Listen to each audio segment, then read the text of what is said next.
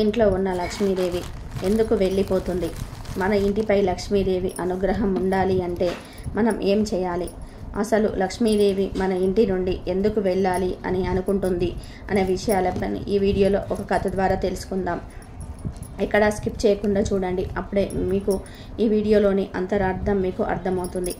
అలాగే వీడియోని నచ్చితే లైక్ చేసి షేర్ చేయండి. అలాగే మా ఛానల్ని కూడా సబ్స్క్రైబ్ చేసుకొని మాకు సపోర్ట్ చేయండి. ఇక వీడియోలోకి వస్తే, లక్ష్మి లేదా మహాలక్ష్మి లేదా శ్రీ హిందూ సాంప్రదాయంలో సిరి సంపదలకి, సౌభాగ్యాలకి, సుఖ సంతోషాలకి, ధనానికి, ధైర్య సాహసాలకు, విజయానికి ఆదిదేవత. త్రిమూర్తులలో ఒకరైన విష్ణువునకు ఇల్లాలు. భృగుపుత్రికైన లక్ష్మి దుర్వాసుని శాపవశత్తున క్షీరసాగర మదన సమయంలో ఉద్భవించింది. జైన మతంలో కూడా మహాలక్ష్మి తన భక్తులను కష్ట నష్టాల నుండి కాపాడి వారికి సిరి సంపదలను కలగజేస్తుంది. మరి అలాంటి లక్ష్మీదేవి మన ఇంట్లో నుండి వెళ్ళిపోతే మన పరిస్థితి ఎలా ఉంటుంది? ఏమవుతుంది?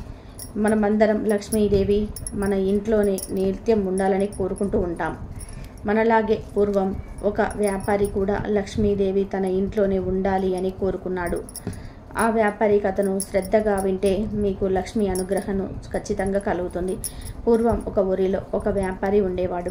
అతను చాలా ధనవంతుడు, గుణవంతుడు, 10 మందికి సహాయం చేయాలని మంచి బుద్ధి కలవాడు. అతడికి 4 కొడుకులు ఉన్నారు. కొడుకులకు పెళ్లి చేస్తాడు.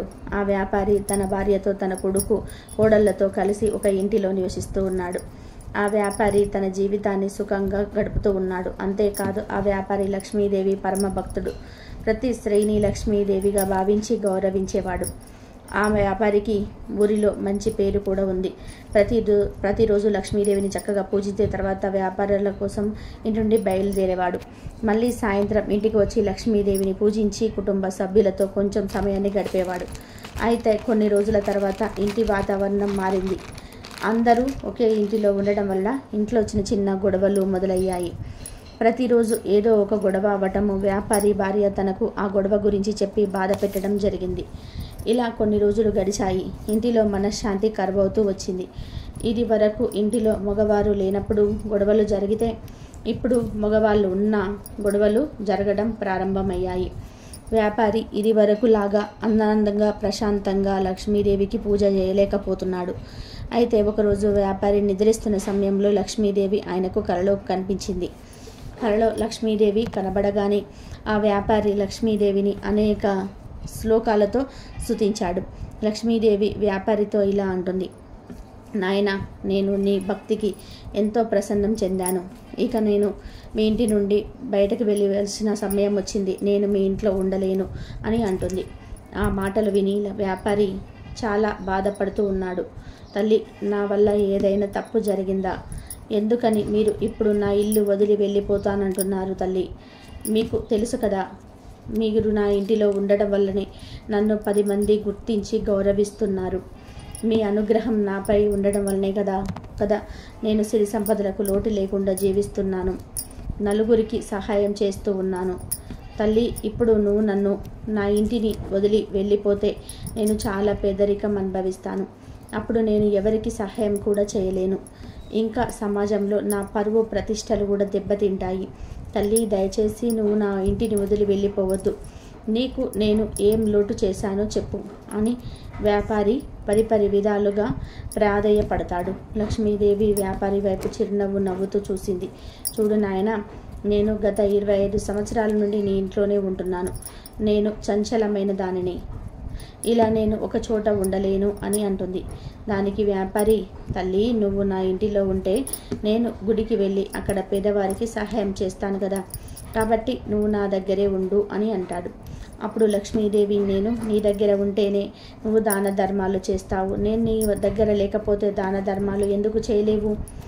చూడు నాయనా, నువ్వు నన్ను ఎంత బతిమిలాడినా నేను ఈ ఇల్లు వదిలి వెళ్ళటం ఖాయం. కాకపోతే నువ్వు నా పరమ భక్తుడివి కాబట్టి నేను నీకు ఒక వరం ఇస్తున్నాను. నీకు ఏం కావాలో చెప్పు నాయనా అని అంటుంది లక్ష్మీదేవి. అందుకు వ్యాపారి, నాకు ఏం వరం వద్దు, నువ్వు మా ఇంట్లో ఉంటే చాలు అంటాడు. దానికి లక్ష్మీదేవి, అలా కాదు, నేను నీ ఇంట్లో ఉంటే ఎలా ధనవంతుడివి అయ్యావో అలాగే నేను ఇతరుల ఇంటికి వెళ్తే వారు కూడా ధనవంతులు అవుతారు. ఈ ప్రపంచంలో నీలాగా చాలామంది నన్ను పూజిస్తూ ఉన్నారు నాయన. మరి నేను నీ దగ్గరే ఉంటే వారి అందరి దృష్టిలో నా విలువ తగ్గుతుంది కదా. కాబట్టి నేను మీ ఇంటి నుండి వెళ్తాను. ఇక ఆలస్యం చేయకుండా మీకు ఏం వరం కావాలో చెప్పు అంటుంది. వ్యాపారి చాలా బాధపడతాడు. తల్లి, నా మనసు ఇప్పుడు ఏం బాగోలేదు. తల్లి, నువ్వేమీ అనుకోకుండా రేపు మళ్ళీరా. ఈలోపు నేను నా ఇంటిలో వారికి ఏం కావాలో కనుక్కొని చెప్తాను అంటుంది. దానికి లక్ష్మీదేవి, చూడు నాయన, నేను కేవలం నీకు ఒకటంటే ఒకటే వరం ఇస్తున్నాను. జాగ్రత్తగా ఆలోచించుకొని చెప్పు. నేను వస్తాను రేపు అని చెప్పి లక్ష్మీదేవి మాయమవుతుంది. వ్యాపారి గట్టిగా, తల్లి నన్ను వదిలి వెళ్ళకు అని అరుస్తూ నిద్రలేస్తాడు. వ్యాపారి కంటి నిండా నీరు ఉన్నాయి. తన పక్కన తన భార్య కంగారు పడుతూ, ఏమైంది, ఎందుకని మీరు ఇంత కంగారు పడుతూ ఉన్నారు అని అడిగింది. వ్యాపారి భార్య వ్యాపారికి కొన్ని నీళ్లు ఇచ్చింది. వ్యాపారి మళ్ళీ నిద్రలోకి వెళ్తాడు. ఇక మరుసటి రోజు ఉదయం వ్యాపారి తన భార్యతో రాత్రి కలలో జరిగిందంతా కూడా చెప్తాడు. వ్యాపారి భార్యకు లక్ష్మీదేవి కలలో కనిపించినందుకు ఆనందపడాలో, త్వరలోనే లక్ష్మీదేవి ఇంట్లో వదిలిపెట్టి పోతున్నందుకు బాధపడాలో అర్థం కాలేదు. వ్యాపారి భార్యతో, ఇప్పుడు నేను నా తల్లిని ఏం వరం కోరుకోను అని అడిగాడు. అందుకు వ్యాపారి భార్య, మీరు ఎక్కడుంటే నేను అక్కడ ఉంటాను. నాకంటూ ఎలాంటి కోరికలు లేవు. మీరు ఒక పని చేయండి. మీరు నన్ను నలుగురు కోడల దగ్గరికి వెళ్ళి మీకు లక్ష్మీదేవి కనిపిస్తే ఏం వరం కావాలో కోరుకుంటారో అని అడగండి. అందులో ఎవరి సమాధానం మీకు మంచిగా అనిపిస్తే అదే సమాధానాన్ని లక్ష్మీదేవికి చెప్పండి అని సమాధానం ఇస్తుంది. వ్యాపారి ముందుగా మొదటి కోడల దగ్గరికి వెళ్ళి, లక్ష్మీదేవి మీకు కలలో కనిపిస్తే ఏం వరం కోరుకుంటావా అని అడుగుతాడు. దానికి ఆమె, మామయ్య గారు, ఒకవేళ లక్ష్మీదేవి నాకు కనిపిస్తే నేను ఆమెను చాలా వరాలు అడుగుతాను అంటుంది. అలా కాదు, ఏదైనా ఒకటే వరం కోరుకోవాలి అని అడుగుతాడు. దానికి పెద్ద కోడలు కొద్దిసేపు ఆలోచించి, మామయ్య గారు, నాకు బంగారం వజ్రాలు కావాలని కోరుకుంటాను. తరతరాలకు సరిపడా బంగారము వజ్రాలకు ప్రసాదించమని కోరుకుంటాను అని చెప్తుంది. తర్వాత వ్యాపారి రెండో కోడల దగ్గరికి వెళ్ళి పెద్ద కోడల్ని అడిగిన విధానంగా అడిగితే ఆమె, నాకు పెద్ద పెద్ద భవనాలు వ్యాపారం చేసుకోవడానికి పెద్ద పెద్ద భవనాలు కావాలని అడుగుతాను అంటుంది. వ్యాపారాలు మంచి లాభబాటలు నడుస్తాయి కాబట్టి ఇక మనకు ఎలాంటి లోటు ఉండదు అని అంటుంది. తర్వాత మూడో కోడల్ని అదే ప్రశ్న అడిగితే ఆమె, మామయ్య గారు, నేనైతే మన ఊరిలో ఉన్న పంట పొలాల్లో అన్నీ కూడా నా సొంతం అవ్వాలని కోరుకుంటాను. మన ఊరిలోని పంట చాలా లాభాలు తెచ్చిపెడుతుంది. దాంతో మనకు తరతరాలకు తిన్న తరగని సంపదలు వస్తాయి అంటుంది. ఇక చివరిగా నాలుగవ కోడల దగ్గరికి వెళ్ళి అడిగితే ఆమె, మామయ్య గారు, నేను లక్ష్మీదేవిని నాకు కనిపిస్తే ఒకే ఒక కోరికను కోరుకుంటాను. మన కుటుంబంలో ఎటువంటి గొడవలు జరగకుండా పిల్ల పాపలతో ఆనందంగా ఉండాలని. మనం ఒకవేళ పేదరికం అనుభవించాల్సి వచ్చినా మన మధ్య ఉన్న ప్రేమ ఆప్యాయతలు తగ్గకూడదు అని లక్ష్మీదేవిని కోరుకుంటాను అని చెప్పింది. వ్యాపారి తన భార్య దగ్గరికి వెళ్ళి నలుగురు కోడళ్లకు చెప్తాడు. వ్యాపారి భార్య మొదటి కోడలు అడిగినట్టుగా బంగారము వజ్రాలు అడిగితే ఎవరైనా సరే గజ దొంగ వచ్చి ఆ సంపదను కాజేస్తాడు. రెండవ కోడలు చెప్పినట్టుగా వ్యాపార భవనాలు అడిగితే వ్యాపారంలో కొన్నిసార్లు నష్టాలు వస్తాయి, కొన్నిసార్లు లాభాలు కూడా జరుగుతాయి. దీంతో గొడవలు జరిగే అవకాశం కూడా ఉంది. మూడవ కోడలు చెప్పినట్టుగా పంటలు అడిగితే అకాల వర్షం వల్ల పంట నష్టం కలగవచ్చు. దీంతో మనం చాలా పేదరికం అనుభవిస్తాము. ఈ ముగ్గురు కోడళ్ళు చెప్పిన మాటలు ప్రకారం చూస్తే ఎప్పటికైనా ప్రమాదమే. ఏదో ఒక రోజు పేదరికం అనుభవిస్తాం. వాటితో పాటు ఆస్తి గొడవలు పెరిగి ఒకరిపై ఒకరికి ప్రేమలు తగ్గుతాయి. అందుకే నాలుగో కోడలు ఆస్తులు ఏమీ కాకుండా మన మధ్య ప్రేమ ఆప్యాయతలు ఉండాలని కోరుకుంటుంది. మీరు నాలుగో కోడలు చెప్పిన మాటలు లక్ష్మీదేవికి వివరంగా కోరుకోండి, అంతా మంచే జరుగుతుంది అంటుంది. ఇక అదే రోజు రాత్రి వ్యాపారి నిద్రిస్తున్నప్పుడు లక్ష్మీదేవి మళ్ళీ కలలో కనిపిస్తుంది. వ్యాపారి తల్లికి నమస్కరించి, తల్లి, నాకు ఎలాంటి ఆస్తిపాస్తులు వద్దు. నేను పేదరికం అనుభవించినా పర్వాలేదు, కానీ మా కుటుంబంలో సంతోషాలు మాత్రం ఎప్పటికీ ఒకేలాగా ఉండేలా చూడు అని కోరుకుంటాడు. లక్ష్మీదేవి, చూడు నాయనా, నువ్వు చాలా చిన్న కోరిక అడుగుతున్నావు, ఇంకేదైనా వరం కోరుకో అని అంటుంది. మీరు నన్ను ఎన్నిసార్లు అడిగినా అదే నా కోరిక తల్లి. నా పిల్లలు, కోడళ్ళు, నా వంశము వారందరూ కూడా ఎప్పటికీ ఒకరిపై ఒకరి ప్రేమను కలిగి ఉండాలి. వారు ఎంతటి కష్టాన్నైనా ఎదుర్కొంటున్నా సరే ఒకరు తోడుగా ఉండాలి అని అంటాడు. లక్ష్మీదేవి సరేనైనా, నువ్వు కోరుకున్నట్టుగానే జరుగుతుంది. నేను కూడా ఇక మీ ఇంట్లోనే ఉంటాను అంటుంది. అందుకు ఆశ్చర్యపోయిన వ్యాపారి, అదేంటి తల్లి, నువ్వు వెళ్ళిపోతానన్నందుకు కదా నాకు వరం ఇచ్చావు, మరి ఇప్పుడు మళ్ళీ ఏమైంది అని అడుగుతాడు. అందుకు లక్ష్మీదేవి, చూడు నాయన, గత కొన్ని రోజులుగా నీ ఇంటిలో శాంతి కరువైంది, గొడవలు పెరిగాయి. ఎప్పుడైతే గొడవలు జరుగుతాయో, ఏ ఇంట్లో అయితే శాంతి ఉండదో నేను ఆ ఇంటిలో ఉండలేను. ఇక నుండి మీ ఇంటిలో ఎలాంటి గొడవలు జరగవు, ఆనందంగా మీ జీవితాన్ని గడుపుతావు అని అంటుంది. వ్యాపారి, తల్లి, ఎప్పుడైనా నేను ఏదైనా పొరపాటు చేస్తే నన్ను రక్షించు, నన్ను క్షమించు అంటాడు. అందుకు లక్ష్మీదేవి, నాయన, నేను చెప్పే మాటలు చాలా శ్రద్ధగా విని అలాగే నేను చెప్పిన విషయాలను అందరికీ తెలియచేయి. కేవలం పూజలు చేస్తేనే నేను ప్రసన్నం అవ్వను. నేను ప్రశాంతంగా ఉన్న వాతావరణంలోనే ఉంటాను. ఏ ఇంట్లో అయితే నన్ను నిత్యము పూజిస్తారో వారి ఇంట్లోనే నేను ఉంటాను. కానీ అదే ఇంటిలో గొడవలు జరిగితే నేను ఉండలేను. ఇంటిలో ఎక్కువగా మాంసం తిన్న, మద్యం తాగిన నేను ఆ ఇంటిలో ఉండలేను. నేను ఎక్కడ ఉంటానో ఎక్కడ ఉండనో చాలా సందర్భాలలో చెప్పాను. కాబట్టి ప్రతి ఒక్కరు కూడా నన్ను ఇష్టంగా భక్తి భావనలతో పూజించండి. ఏదో ఆశించి పూజించి నన్ను నొప్పించకండి అని వ్యాపారితో చెప్పి లక్ష్మీదేవి మాయమైంది. వ్యాపారి ఆనందంగా తన భార్యతో, కొడుకు కోడలతో జీవితం గడిపాడు. కాబట్టి మనమందరం కూడా లక్ష్మీదేవికి నచ్చినట్టుగా ఉందాము. ఆ తల్లి అనుగ్రహాన్ని పొంది ఆనందంగా జీవిస్తాము. ఒకానొకప్పుడు భూలోకంలో ప్రజలందరూ కూడా దారిద్ర పీడితులై రోధిస్తూ శ్రీ మహావిష్ణువు దగ్గరికి వెళ్ళారు. అప్పుడు విష్ణువు దగ్గరికి వెళ్ళిన మహాలక్ష్మీదేవి కొన్ని సూత్రాలు చెప్పింది. సిరి సంపదలు మీరుగా కలగాలంటే, మీ దారిద్ర్యం తొలగి నేను మీ ఇంట్లో అడుగు పెట్టాలి అంటే 5 సూత్రాలను తప్పనిసరిగా పాటించండి అని లక్ష్మీదేవి భూలోక ప్రజలకు చెప్పింది. మరి ఆ సూత్రాలు ఏమిటో ఇప్పుడు మనం ఈ వీడియోలో వివరంగా తెలుసుకుందాం. ఫ్రెండ్స్, అంతకన్నా ముందు ఈ వీడియోకి ఒక లైక్ కొట్టి మా ఛానల్ని సబ్స్క్రైబ్ చేసుకొని మాకు సపోర్ట్ చేయండి. లక్ష్మీదేవి భూలోక ప్రజలతో ఏం చెప్పింది అంటే, ఓ జనులారా, మీరు రోజు ఉదయం సాయంత్రం నువ్వుల నూనె లేదా ఆవు నెయ్యితో దీపం పెట్టండి. ఇలా దీపం పెడితే దరిద్రం మీ ఇంటి దరిదాపులోకి కూడా రాదు.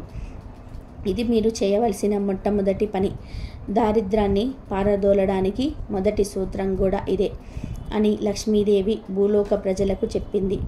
ఇక రెండవ సూత్రం ఏమిటి తల్లి అని ప్రజలు లక్ష్మీదేవిని అడిగారు. అప్పుడు లక్ష్మీదేవి ఇలా చెప్పింది, ఓ ప్రజలారా, ఆర్థిక ఇబ్బందులు కలిగినప్పుడు నోరు లేని జీవాలకు రోజు ఏదో ఒక ఆహారం పెట్టండి.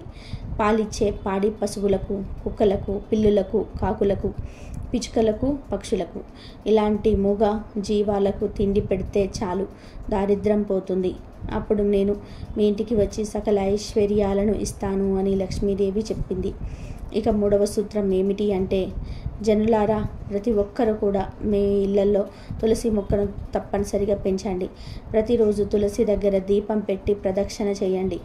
ఇలా ఎవరైతే చేస్తారో వారికి సకల ఐశ్వర్యాలను నేను ప్రసాదిస్తాను, దారిద్రాన్ని తొలగిస్తాను. ఇది దారిద్రాన్ని తొలగించే మూడవ పని.